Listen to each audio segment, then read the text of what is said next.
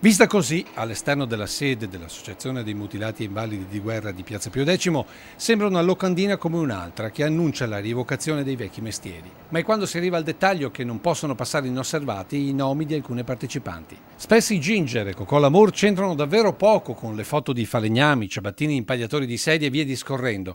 E allora ti accorgi che tra gli antichi mestieri rievocati la prossima settimana dall'Associazione Doge c'è anche quello più antico del mondo ed esercitato nelle case dalla lucetta rossa sempre accesa e che la senatrice Merlin negli anni 50 del Novecento ha deciso di cancellare. Come vi siete inventati questa storia di riaprire le case chiuse anche solo per storia? La storia è importante a Treviso anche perché questa è una zona molto importante per le case chiuse perché ce n'erano addirittura 5. Infatti siamo a ridosso di Cae de Oro, per secoli zona che la città aveva stabilito per il sesso a pagamento.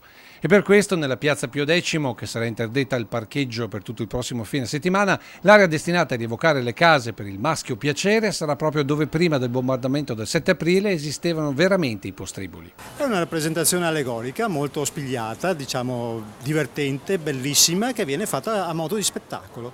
Quindi è una cosa molto, molto bella, molto caratteriale e anche con costumi molto belli. C'è chi dice che potrebbe essere un po' sconcia. Ma no, questo non c'è mai, la scontezza deve essere sempre una cosa goliardica, bella e da far vedere com'era la zona in quel periodo. L'atmosfera sarà ricreata per tutte e due le giornate da artiste del burlesque, con tanto di spettacolo finale domenica sera, dove sarà garantito l'alto erotismo, ma soprattutto zero porno. Evento che sta già facendo discutere la città. E quelli che dicono invece che è una sconcezza e che non dovrebbe essere, anzi dovrebbe essere dimenticata questa pagina, diciamo un po' denigratoria per le donne.